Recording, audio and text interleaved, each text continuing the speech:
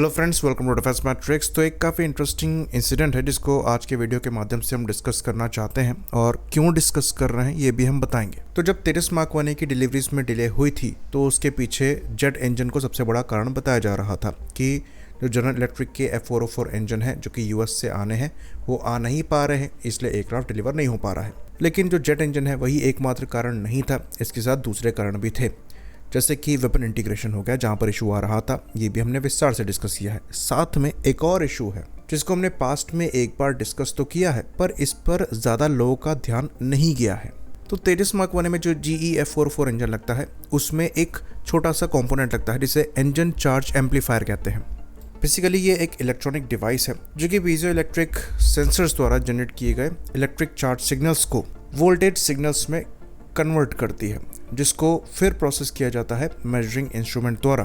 Basically इस device को engine health monitoring के लिए इस्तेमाल किया जाता है, जो कि वाइब्रेशन एनालिसिस के लिए इस्तेमाल किया जाता है, और इससे पता लगती रहती है कि इंजन की हेल्थ क्या है। तो ये एक काफ़ी इंपॉर्टेंट सेफ्टी डिवाइस है, बिल्कुल छोटा सा कंपोनेंट है पर इम्पॉर्टेंट है। तो ये चीज़ हम इंपोर्ट करते थे डेनमार्क से, और डेनमार्क ने इस डिवाइस का एक्सपोर्ट इंडिया के लिए बैन कर दिया था। इसके पीछे रीज़न ये था कि इसे ड्यूल यूज़ इलेक्ट्रॉनिक्स बताया जा रहा था, और डेनमार्क का यहाँ पर ये कहना था कि ये ड्यूल यूज़ इलेक्ट्रॉनिक्स है जिनको वेपन्स में भी इस्तेमाल किया जाता है, और अगर इनको एक्सपोर्ट किया जाता है तो हो सकता है रशिया तक ये कंपोनेंट्स पहुँचे, और इन कंपोनेंट्स का इस्तेमाल रशिया यूक्रेन वॉर में यूक्रेन के अगेंस्ट में अपने वेपन्स में रशिया करे। तो रशिया के लिए ये ड्यूल यूज़ इलेक्ट्रॉनिक्स पहले ही बैन कर दिए गए थे, लेकिन इंडिया पर भी ये इल्ज़ाम लगाया जा रहा था कि इंडिया द्वारा रशिया को indirectly dual use electronics supply किए जा रहे हैं, यानी कि सिविल कंपोनेंट्स के लिए इलेक्ट्रॉनिक्स सप्लाई किए जा रहे हैं जिनको वो मिलिट्री कंपोनेंट्स में इस्तेमाल कर रहे हैं। तो क्योंकि ये डिवाइस इंडिया के लिए बैन हो गई थी, इसलिए हमारे खुद के तेजस मार्क 1 प्रोग्राम में इस चीज़ की वजह से प्रॉब्लम आ रही थी। तो इस प्रॉब्लम को सॉर्ट करने के लिए HAL की जो अप्रोच थी उसके अंतर्गत इस कंपोनेंट का जो इंडिजनाइजेशन है वो तो चल ही रहा था, लेकिन उसको फास्ट ट्रैक कर दिया गया था ताकि इन हाउस ही ये कंपोनेंट को हम डेवलप करें और इस्तेमाल करें।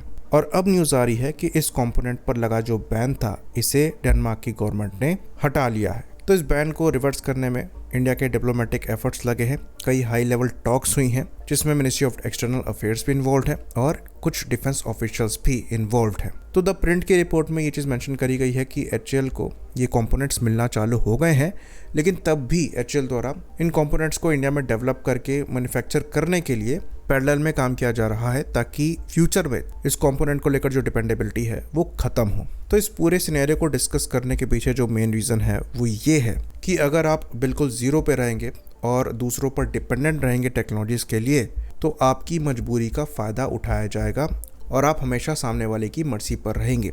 एक छोटा सा कंपोनेंट है, लेकिन अगर वो हमें नहीं मिलेगा तो आप एयरक्राफ्ट को समय पर डिलीवर नहीं कर पाएंगे। लेकिन वहीं पर जब आप इस कंपोनेंट को बनाने के इतने करीब आ गए और ये चीज़ साफ़ हो गई कि आप खुद बना लेंगे और आपकी डिपेंडेबिलिटी ख़त्म होने वाली है, तभी यहाँ पर बैन हटता हुआ दिखाई दे रहा है। और ये चीज़ खाली इस छोटे से कंपोनेंट के साथ नहीं है। अगर हम जेट इंजन की भी बात करें तो शुरुआत में हम कावेरी को लेकर भी साफरान के पास गए थे, और उस समय भी साफरान ने हेल्प ज़रूर ऑफ़र करी थी, लेकिन वो बहुत लिमिटेड थी। कई की टेक्नोलॉजीज़ साफरान प्रोवाइड कराने से सीधे सीधे मना कर रहा था, लेकिन अब साफरान के साथ ही हम आगे चलकर फ्यूचरिस्टिक 120 किलोन्यूटन क्लास का जेट इंजन बनाने वाले हैं, और वो यहाँ पर शेयर्ड IP के लिए तैयार हो रहे हैं। इवन कई की टेक्नोलॉजीज़ को शेयर करने को भी तैयार है।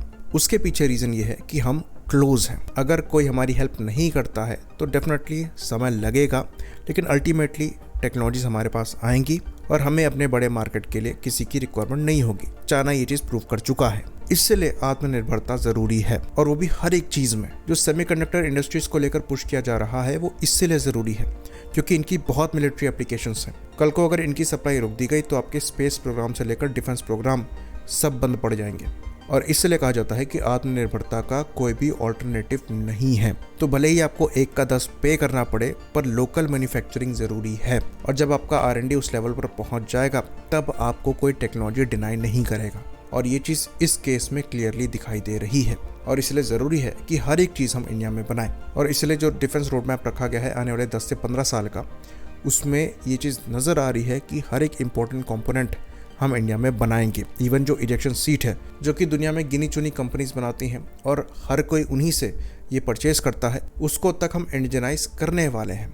आई होप इस छोटे से इंसिडेंट से आत्मनिर्भरता की वैल्यू क्लियर हुई हो। इसी बात पर इस वीडियो को हम ख़त्म करेंगे।